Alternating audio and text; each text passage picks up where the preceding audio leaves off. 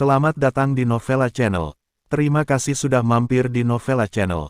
Bantu untuk klik tombol subscribe dan like untuk berkembangnya channel ini. Dan jangan lupa untuk nyalakan loncengnya agar selalu mendapatkan notifikasi terbaru dari Novella Channel. Silahkan menikmati cerita novel favorit Anda. Mari kita lanjutkan kembali kisah novel Aiden Enzo Kehidupan Super, episode 125, bersama Novella Channel. Selamat mendengarkan. Masih bersama Novella Channel, mari kita lanjutkan. Adelina, Aiden Enzo segera bangun, bergegas keluar ruangan, datang ke pintu, melihat sekeliling, tetapi tidak ada orang di sana. Saat ini, Aiden Enzo sangat bersemangat. Apakah itu benar-benar saudara perempuan saya? Aiden Enzo berbalik, membuka kotak kertas kecil yang dikirim Vivian Low, dan tidak sabar untuk membukanya. Dia melihat sepasang perhiasan dan pesan hadiah, berikan kepada iparku yang cantik. Kalimat ini, itu langsung mengenai hati Aiden Enzo. Apakah ini benar-benar saudara perempuan saya Adelina Enzo? Tapi kenapa dia tidak datang menemuinya? Aiden Enzo menjadi sangat emosional. Vivian Low secara alami melihat ada yang salah dengan suaminya, dan menghiburnya. Ada apa, Aiden Enzo? Apa yang terjadi? Dia juga secara alami melihat perhiasan di dalam kotak, dan melihatnya bukan perhiasan sederhana, bentuk dan modelnya sangat mahal. Aiden Enzo memegang surat itu erat-erat di tangannya, matanya basah, dia menarik napas dalam-dalam, dan menyimpan surat itu. Sambil tersenyum, dia berkata, tidak apa-apa, hadiah dari seorang teman, apakah kamu menyukainya? Vivian Low mengambil perhiasan itu di tangan Aiden Enzo, itu adalah kalung yang dibuat khusus oleh Swarovski. Aku menyukainya, tapi siapa temanmu? Mengapa dia memberiku perhiasan yang begitu mahal? Vivian Low sangat bingung. Mengapa dia tidak menemui wanita itu sekarang? Melihat penampilan Aiden Enzo, sepertinya hubungannya tidak sederhana. Seorang teman yang sangat penting, tidak apa-apa, pakailah. Ini hanya untuk pesta malam ini. Aiden Enzo tersenyum, dan mengenakan kalung untuk Vivian Low dengan tangannya sendiri. Terlihat bahwa Adelina juga dipilih dengan cermat, yang melengkapi temperamen Vivian Low dengan sempurna. Vivian Low melihat kalung di lehernya dengan senyum di bibirnya.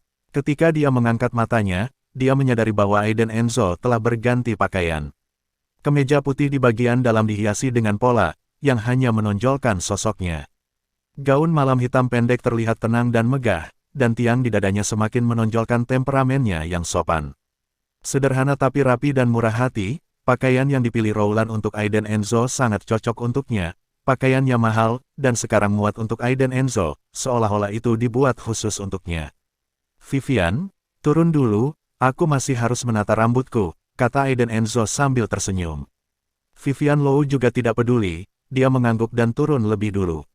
Di dalam ruangan, ketika Rowland memikirkan tentang perilaku buruk yang telah dilakukan pria ini padanya di ruang ganti barusan, dia menggertakkan giginya dengan kebencian, menggigit bibir merahnya dengan erat, dan menatap tajam pada Aiden Enzo. Melihat Vivian Low, Aiden Enzo menekan telinga kristal Rowland dari belakang, dan berkata dengan lembut, jangan lupa, datanglah padaku, atau aku akan pergi kepadamu. Kehangatan menyembur dari mulut Aiden Enzo. Saat nafas menerpa dirinya telinga panas, Rowland hanya bisa merasakan tubuhnya gemetar tak terkendali. Dia melihat ke atas, melihat Aiden Enzo dengan ekspresi yang sangat rumit, dia tidak mengatakan apapun. Setelah Aiden Enzo juga pergi, Rowland kembali ke ruang ganti, dia berdiri di depan cermin besar dan melihat dirinya di cermin. Penuh kebencian, ini awal yang buruk untuk dirimu. Dipermalukan, bagaimana, harus menjelaskannya. Pesta malam Bikan Group diadakan di Hotel Kempinski yang sebenarnya merupakan pertemuan pertukaran industri. Tidak hanya para eksekutif internal Bikan Group, tetapi juga banyak pengusaha terkenal di industri farmasi dari tempat lain yang menjadi tuan rumah. Vivian Low dan Aiden Enzo tiba lebih awal, dan ketika mereka berada di pintu masuk hotel, mereka bertemu dengan Gabriel Ruiz yang sombong. Pria ini membawa pendamping wanita. Dengan senyum nakal di wajahnya, ketika dia melihat Vivian Low membawa Aiden Enzo keluar dari mobil, hatinya menjadi kejam, dan dia datang dengan sangat arogan. Aiden Enzo, aku tidak menyangka kamu juga akan datang. Aiden Enzo berbalik dan melihat wajah Gabriel Ruiz yang sangat penuh kebencian, dan meliriknya dengan dingin.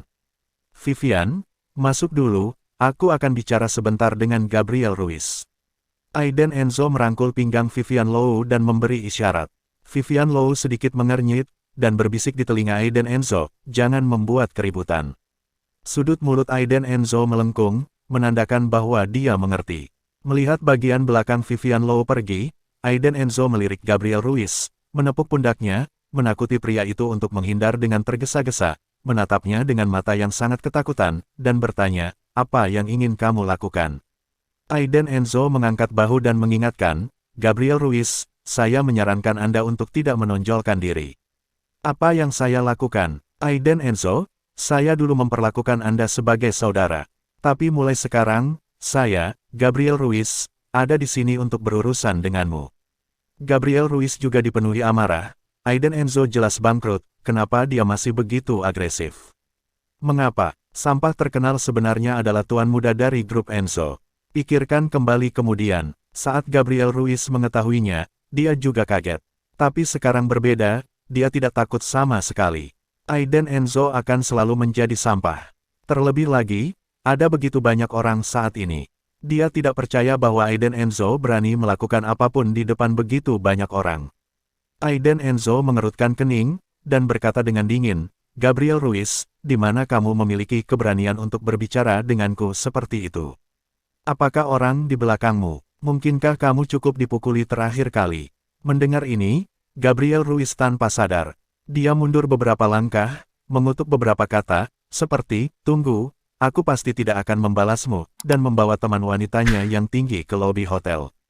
Aiden Enzo melihat ke belakang Gabriel Ruiz yang melarikan diri dengan tergesa-gesa, menggelengkan kepalanya tanpa daya dan menghela nafas. Dia tidak terburu-buru, tetapi memilih untuk merokok. Pesta secara resmi dimulai, dan semuanya membosankan.